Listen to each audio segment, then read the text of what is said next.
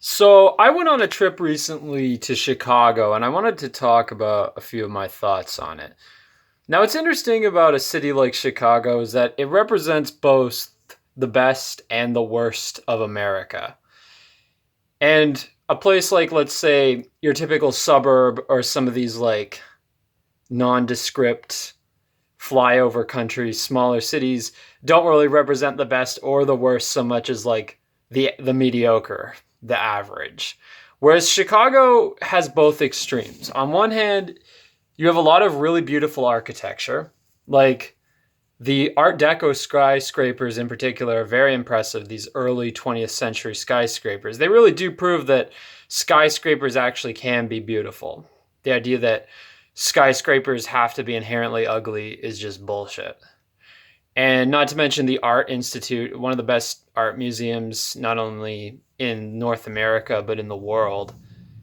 Amazing collection of art there, like European, American, like astounding.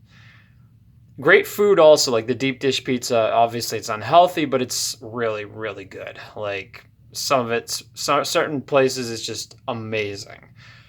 Um, there's a lot to like about it. There's a lot of really good aspects, but then there's also the bad aspects, like the fact that I stepped in human shit in a washroom.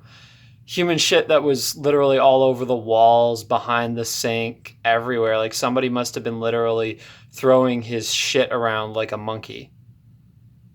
That's the bad shit, like that. And just like seeing a lot of like, homeless, schizophrenic type people yelling and screaming and what have you. Like that sort of thing. Like that's what I mean when I say it has both the best and the worst. Now, that said, obviously, there are certain dangers that people don't take into account in places like suburbs. Like, as I said many times, you're more likely to get hit by a car there, both as a pedestrian or a motorist. The car accident rate in terms of fatalities and injuries is a lot worse in suburban and rural areas compared to the cities. But nonetheless, I will concede there are certain unpleasant aspects of a city like Chicago.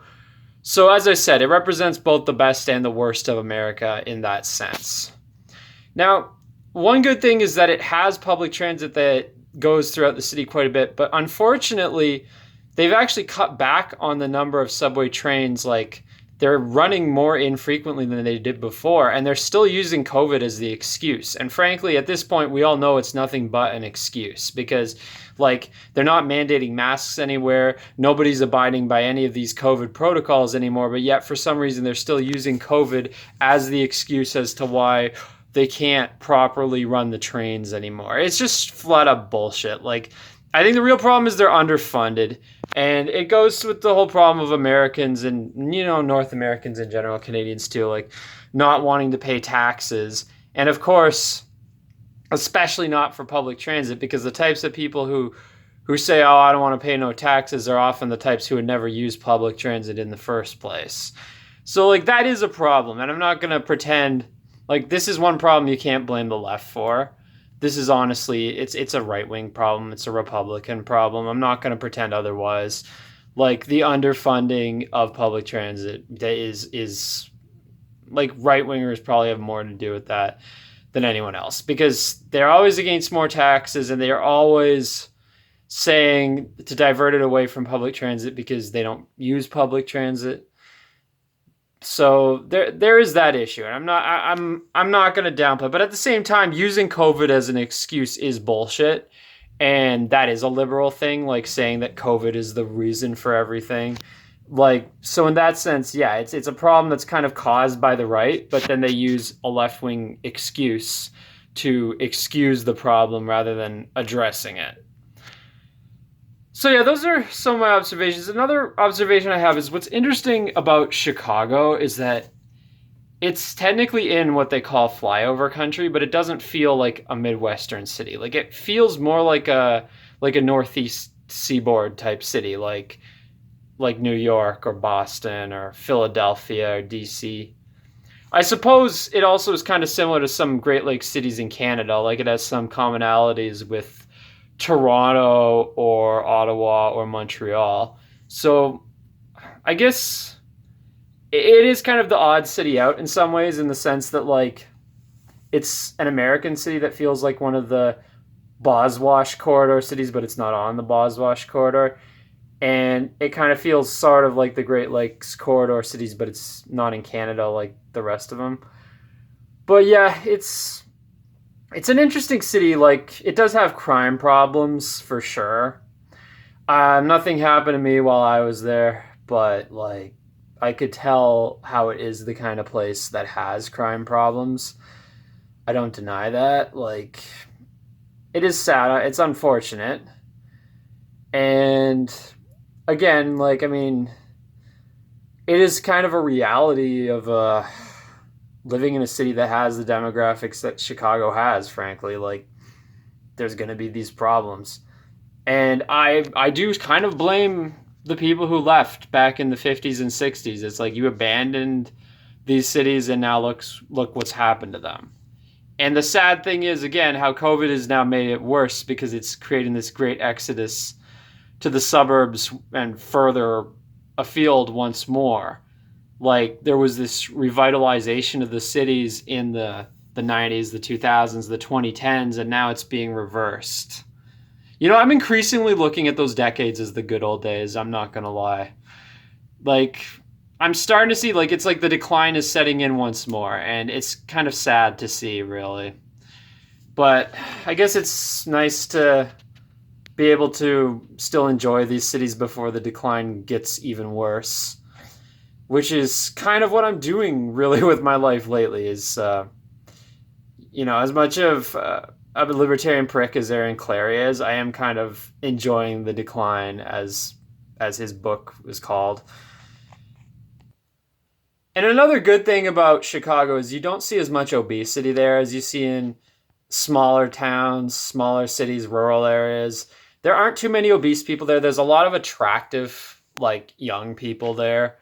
Like, obviously, the attractive women are mostly white. It goes without saying. But there's some attractive ones who are kind of like, I don't know what I would call them. Are they like castiza or something? Like, kind of like that, like, light brown, ambiguous Mediterranean look. There's some of those too in Chicago. Definitely quite a few. But also, like, blonde, brunette, pale white women as well. Like there's a mix of different attractive phenotypes, but yeah, there's a lot of really good looking women, good looking people in general. It's just a shame that so many of them, of course, probably have shit lib views, like living in a big city.